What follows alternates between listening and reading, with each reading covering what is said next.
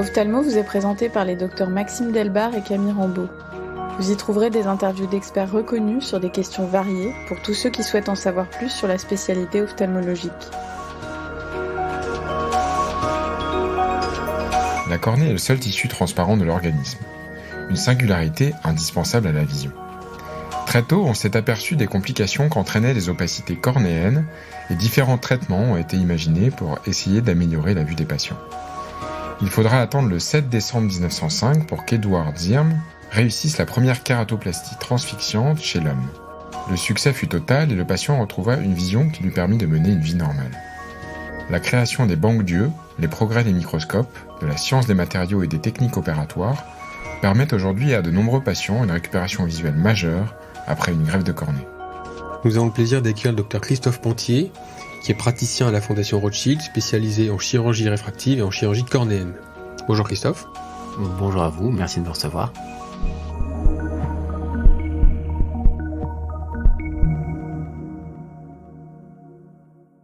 Alors Christophe, comme première question, je voudrais savoir quelle est ton attitude lorsque tu découvres une dystrophie cornéenne endothéliale de Fuchs chez un patient qui est asymptomatique et qui consulterait pour une correction optique. Effectivement, c'est une situation relativement fréquente d'avoir découvert une dystrophie de Fuchs, donc une pathologie endothéliale, chez un patient qui consulterait pour simplement une correction optique.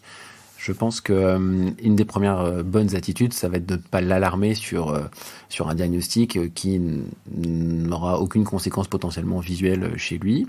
Mais c'est intéressant de remonter à ce moment-là son arbre généalogique et de savoir lui demander s'il a un frère, une sœur qui a été greffé de la cornée ou qui a eu une chirurgie de la cataracte pour qui la récupération n'aura pas été complète, car réellement cette information ne sera intéressante que lors d'une chirurgie de la cataracte future. Très bien, mais du coup, quelle serait ton attitude chez un patient qui présente une cataracte et une dystrophie de Fuchs ? Alors effectivement, ça nous amène à cette situation qui, pour le coup, là, va vraiment nécessiter une expertise particulière.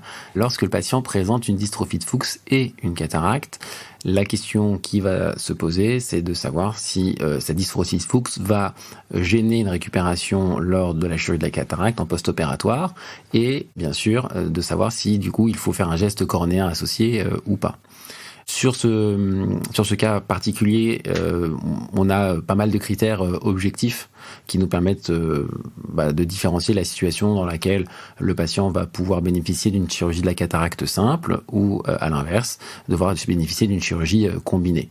En partant des choses de plus simples aux plus compliquées, je dirais que la première chose à demander à un patient, ça va être s'il a un déverrouillage visuel matinal, s'il voit flou le matin au réveil, et pendant combien de temps. Ce symptôme est un symptôme véritablement assez précis et qui permet de bien quantifier la gêne d'un patient au quotidien, notamment si vous le voyez en consultation en fin de journée et que vous donc ne percevez pas ce symptôme. Ensuite, la baisse d'acuité visuelle bien sûr, mais après ça va être des examens donc un peu plus spécialisés avec l'épaisseur de la cornée. Si un patient à une cornée supérieure à 630 microns ou une augmentation de la pachymétrie par rapport à l'œil contralatéral ou par rapport à d'anciens examens de plus de 30 microns, on va considérer qu'a priori il existe un œdème qui va être majoré de façon trop importante après la chirurgie de la cataracte pour avoir une récupération correcte. Le comptage des cellules endothéliales, bien sûr, est important et en cas de comptage inférieur à 800 cellules, on a tendance à considérer que le geste de la cataracte seul ne sera pas suffisant. Est-ce qu'il peut t'arriver de réaliser une chirurgie de cataracte de façon un petit peu plus précoce quand tu vois que la densité endothéliale commence à baisser chez un patient que tu suis depuis un petit moment pour faire une chirurgie économe en ultrasons et pour protéger au maximum l'endothélium en espérant qu'une simple chirurgie de cataracte améliorera l'acuité visuelle du patient sans que la cornée décompense? Alors oui, c'est une excellente attitude et c'est même l'attitude qui va être recommandée chez la plupart des patients ayant une dystrophie de Fuchs associée à leur cataracte. Soit ils sont déjà dans des indications de chirurgie combinée et la question ne se pose pas, mais la plupart du temps, on va se retrouver dans des situations qui sont un peu intermédiaires. Dans ces cas-là, il est vraiment licite de proposer une chirurgie de la cataracte seule si on estime que le pourcentage de chances que la décompensation endothéliale se passe quelques années après la chirurgie de la cataracte arrive, à ce moment-là, c'est toujours intéressant de gagner 1, voire 2, 3 ans de survie avant une greffe. À ce moment-là, il faut vraiment expliquer au patient que la chirurgie va entraîner potentiellement une décompensation endothéliale, qu'au vu des examens, on va avoir une fourchette de temps et que cette dernière n'est pas extrêmement précise et qu'il est possible que par ailleurs on soit obligé de le greffer dans un second temps, mais que cela permet de laisser sa chance à son propre endothélium. Et comme on connaît les avancées assez rapides des techniques chirurgicales, il est franchement intéressant d'essayer de gagner quelques années. Comment savoir si la baisse d'acuité visuelle elle est liée plutôt à la cataracte ou plutôt à la cornée ? Alors ça, c'est une question évidemment qui est assez difficile à trancher parce que on va avoir du mal à différencier effectivement une baisse d'acuité visuelle en rapport avec le cristallin et la cornée, et on n'a pas beaucoup d'éléments paracliniques qui pourraient nous permettre de trancher, puisque l'œdème de cornée comme la densification du cristallin va entraîner de la diffraction lumineuse, et finalement les différentes mesures paracliniques ne nous permettront pas de faire la différence. Quelques tests simples, on peut se concentrer sur l'acuité visuelle de près, qui normalement n'est pas abaissé en cas de cataracte et qui l'est avec un œdème de cornée, puisque l'œdème de cornée va retentir à la fois sur la vision de loin et sur la vision de près. Et également, je pense, la variabilité de l'acuité visuelle dans la journée est un bon élément pour savoir que c'est essentiellement la cornée plus que le cristallin. Merci Christophe. Alors, outre les critères très précis dont tu nous as parlé pour déterminer si on va faire une chirurgie de cataracte seule ou une chirurgie combinée, imaginons le cas où on verrait un patient et qu'on n'ait pas accès à un compte achilleur endothélial ou qu'on ne soit pas réellement spécialisé et au clair avec les recommandations pour les chirurgies combinées cornée et cataracte. Est-ce qu'il est possible de réaliser une chirurgie de cataracte seule en se disant on verra si ça passe, et est-ce que c'est une perte de chance en cas de décompensation endothéliale pour la récupération ultérieure du patient après la prise en charge cornéenne ? Alors, c'est une bonne question et qui est pour le coup très pratique. Normalement, la réponse dans un monde idéal serait que ce n'est pas une perte de chance, puisque au pire, la cornée décompense après la chirurgie et le patient est greffé et ça pose pas de problème. Néanmoins, aujourd'hui, il est difficile de ne pas avoir accès, en France du moins, à une microscopie spéculaire dans un délai raisonnable. Ça peut être intéressant, si on a fait le diagnostic de dystrophie de Fuchs, d'essayer d'évaluer la dystrophie avant de l'opérer de la cataracte. Ça peut être néanmoins intéressant si le patient est informé du fait que la dystrophie de Fuchs existe et que le risque de décompensation post-cataracte est présent. Un autre écueil néanmoins à cette pratique est la disponibilité des greffons, qui aujourd'hui rend difficile la chirurgie de greffe endothéliale en semi-urgence du fait de la disponibilité des tissus. Et est-ce que le fait d'attendre après une décompensation cornéenne post-opératoire, est-ce que le temps d'attente entre la décompensation et la réalisation de la greffe a un impact sur la récupération post-greffe ? Alors le temps, il a un impact très important, puisque après la simple décompensation endothéliale et donc la présence d'un œdème, l'œdème va se chroniciser et va entraîner de la fibrose stromale. Et cette fibrose, on considère que c'est aux alentours de 3 mois. Cette fibrose va entraîner une cicatrice, et cette cicatrice ne va pas disparaître malgré la restitution de la fonction endothéliale. Donc il y a quand même un délai à ne pas dépasser pour espérer avoir une récupération ad intégrum post-greffe lamellaire endothéliale pure, ce qui n'était pas le cas lorsqu'on faisait des greffes transfixiantes complètes, mais dont la récupération était bien moins bonne. Et du coup, ça amène à ma prochaine question. En cas de décompensation post-opératoire suite à une cataracte, combien de temps attends-tu avant de proposer une greffe endothéliale ? Alors c'est effectivement un sujet qui est important. Une cornée décompensée en post-opératoire immédiat de cataracte ne veut pas dire que cela va être une cornée décompensée ad vitam aeternam. Il y a un œdème post-opératoire qui existe pour toute chirurgie bien réalisée sur des cornées saines. Encore plus sur une cornée pathologique. Cet œdème va donc se résorber par la fonction endothéliale et cela va prendre du temps. On considère que avant 3 mois, il n'y a pas de lieu de proposer une greffe endothéliale, qu'il faut essayer de stimuler au maximum la pompe endothéliale pour permettre une récupération de meilleure qualité.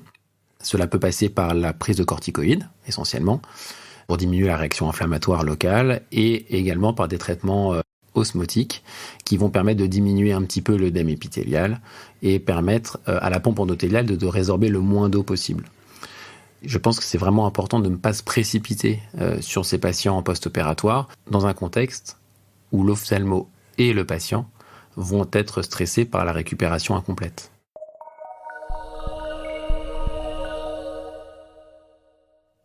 Alors parfois, ça peut nous arriver à tous. On fait une chirurgie de cataracte parfaitement standard, avec une énergie délivrée habituelle et pas forcément trop importante, avec une cornée préopératoire qui était normale, une cornée contralatérale qui est normale, et malgré tout, il peut y avoir une décompensation post-opératoire précoce de cette chirurgie.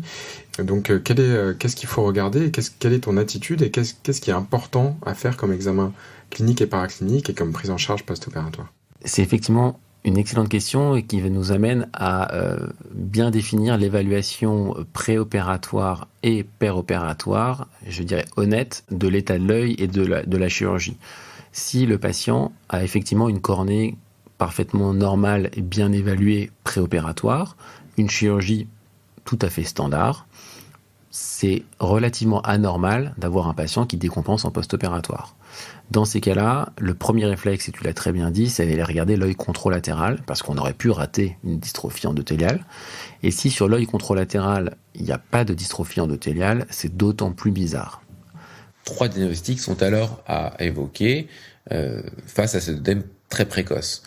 Le premier, évidemment, le syndrome inflammatoire ou le TAS syndrome, mais qui va s'accompagner d'une réaction endothéliale marquée, d'une réaction de chambre antérieure, potentiellement d'un hypopion. Donc un tableau un peu plus riche qu'un œdème de cornée simple et isolé. Le deuxième diagnostic, c'est l'endothélite virale, la plus souvent herpétique, favorisée par la prise des corticoïdes post-opératoires. Donc c'est important de demander à ces patients s'ils ont un antécédent d'herpès. Et puis le troisième diagnostic, c'est le décollement de la desmette. Alors le décollement de la desmette, il peut être partiel ou total, et il n'est pas si facile que cela à diagnostiquer à la lampe à fente, et on peut avoir besoin de s'aider d'un OCT de segment antérieur pour visualiser le décollement desmétique.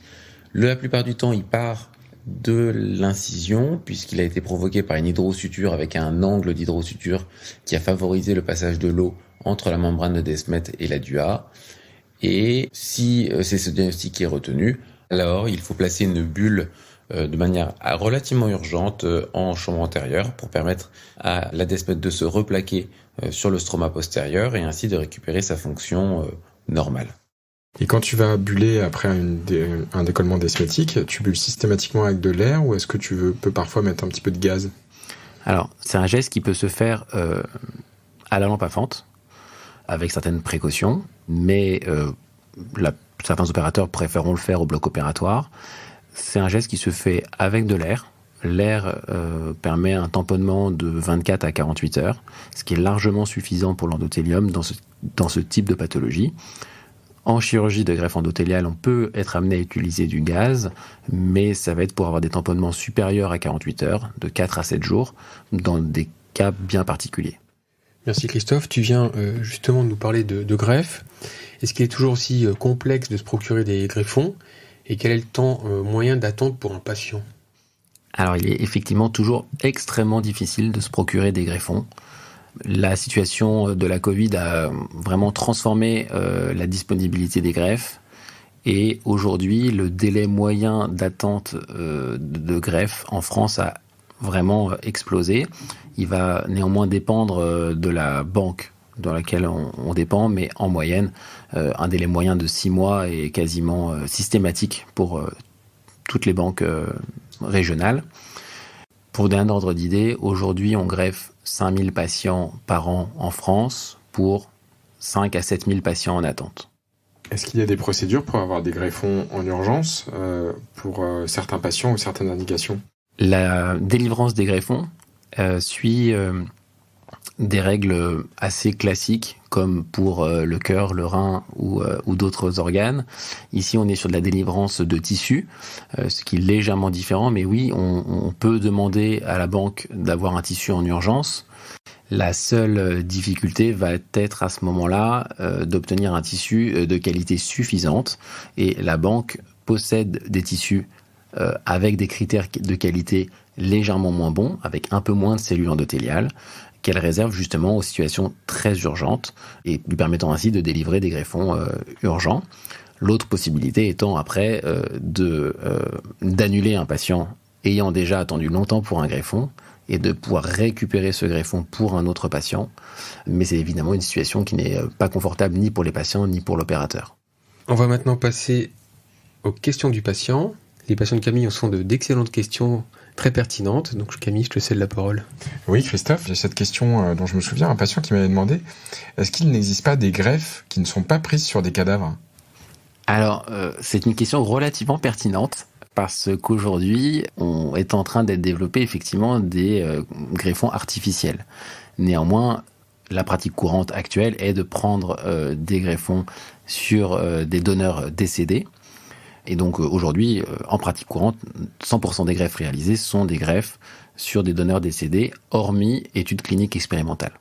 Et quel est l'état de la science justement sur ces greffes artificielles qui vont arriver bientôt ? Alors les cornées artificielles, la cornée artificielle la plus avancée actuellement est une cornée artificielle israélienne qui a fini l'étude de phase 3, c'est-à-dire que l'étude clinique sur l'homme est achevée et donc est en attente de validation et de remboursement par la sécurité sociale pour pouvoir être distribuée et commercialisée. Cette membrane tissulaire va permettre de traiter des décompensations endothéliales très avancées chez des patients ayant peu ou pas de pronostic visuel, mais à visée antalgique dans un premier temps. Elles ont montré d'excellents résultats et évitent de devoir prendre des anti-rejets à vie pour les patients, ce qui est donc un avantage très intéressant et c'est extrêmement novateur et très prometteur. Tu viens de nous parler de traitement anti-rejet. Je suppose que tu parles des corticoïdes à vie. Est-ce que tu peux peut-être nous donner ta recette, en tout cas ton ordonnance post-opératoire chez un patient que tu as greffé de greffe endothéliale ?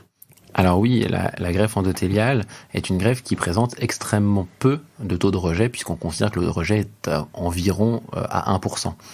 Néanmoins, pour maintenir ce taux de rejet extrêmement bas, il faut donner des anti-rejets aux patients. Et classiquement, on va partir sur des traitements à base de corticoïdes à dose décroissante, 4 fois, puis 3 fois, puis 2 fois, puis 1 fois. À titre personnel, je fais des paliers de 2 à 3 mois.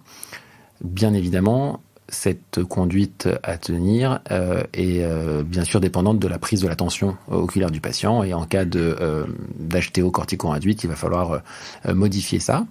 Au long terme, les patients sont sous corticoïdes faiblement dosés, 1 goutte par jour, puisque maintenant, il a été bien démontré dans certaines études que la corticothérapie faible dose à 1 goutte par jour versus le 1 goutte 1 jour sur 2 permettait une meilleure survie des greffons, et bien sûr en l'absence d'HTO cortico-induite.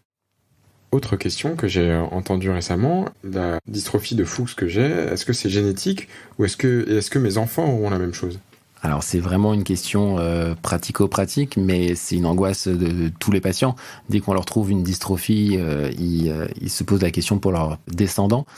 Alors oui, la dystrophie de Fuchs, c'est une maladie génétique, mais avec un déterminisme génétique qui est extrêmement variable, qui peut aller de l'autosomique dominant à l'autosomique récessif, et de toute façon à pénétrance incomplète. C'est-à-dire que ça ne va pas parce que vous l'avez, vos enfants et vos arrière-petits-enfants l'auront génération après génération. Néanmoins, ce qu'on dit aux patients, c'est qu'il y a une susceptibilité familiale, et que le fait d'avoir une dystrophie de Fuchs donne un peu plus de malchance aux descendants d'avoir une dystrophie de Fuchs. En soi, je dirais que c'est pas les descendants qui sont intéressants, c'est plutôt les frères et sœurs qui vont avoir à peu près le même âge que le patient et qui vont a priori être opérés de cataracte à un moment dans pas si longtemps, parce que la dystrophie de Fuchs en soi n'a pas grand intérêt, hormis au moment de la chirurgie de la cataracte, où là il y a un réel impact d'avoir le diagnostic. Donc je dis plutôt aux patients s'ils ont des parents encore vivants et qui n'ont pas été opérés de la cataracte, d'en informer leurs parents pour que l'ophtalmo soit au courant, ou d'en informer les frères et sœurs, de dire, voilà, j'ai un frère ou j'ai une sœur qui a une dystrophie de Fuchs. Ça peut permettre à l'ophtalmo de mieux regarder l'endothélium et peut-être de faire un diagnostic de dystrophie de Fuchs précoce qu'il n'aurait pas forcément diagnostiqué sans cette information. Alors Christophe, il est souvent très difficile de prédire l'avenir, mais quel est selon toi l'avenir de la chirurgie endothéliale ? Alors, la chirurgie endothéliale a fait d'énormes progrès ces dernières années. Et le passage de la kératoplastie transfixiante à la kératoplastie endothéliale a réellement été une révolution dans la prise en charge des patients. Et c'est aussi pour cela que la disponibilité des greffons a diminué, c'est aussi parce qu'on a greffé de plus en plus de patients, puisque la technique permettait des résultats assez spectaculaires. Aujourd'hui, quelles vont être les grandes nouveautés de demain ? L'injection de cellules souches. Ça, c'est déjà une réalité avec une technique inventée par une équipe japonaise qui a déjà fait des études sur l'homme, par la capacité de prendre des cellules du patient, de les redévelopper en cellules souches, puis de les faire se développer en cellules endothéliales, permettant ainsi d'éviter tout traitement anti-rejet, ce qui est une très grosse avancée. Et puis, dans un avenir plus proche, on en a parlé tout à l'heure, le tissu artificiel, qui lui aussi va quand même permettre de régler la disponibilité des greffons, puisque on va pouvoir faire une greffe avec un tissu artificiel chez certains patients, pouvoir faire attendre d'autres patients avec ce tissu artificiel en attendant d'avoir un greffon. Et donc ça va également bien changer la prise en charge de nos patients décompensés au niveau de l'endothélium. Merci beaucoup Christophe pour ton expertise et pour ton accueil ici à la Fondation Rothschild. Merci Christophe. Nous aurons le plaisir de te retrouver aux conférences Eye for Vision que tu organises au Palais des Congrès de Megève le 31 mars et 1er avril. Et donc ce sera porté sur l'innovation médicale et l'intelligence artificielle en ophtalmologie. Oui, exactement. Et je serais ravi de tous vous y retrouver sur une première session où on est ravi de montrer ce que l'intelligence artificielle peut nous apporter dans notre pratique médicale et chirurgicale ophtalmologique. Merci de votre accueil. Ophthalmo est disponible sur toutes les plateformes d'écoute. Si l'épisode vous a plu, laissez-nous un avis et partagez-le.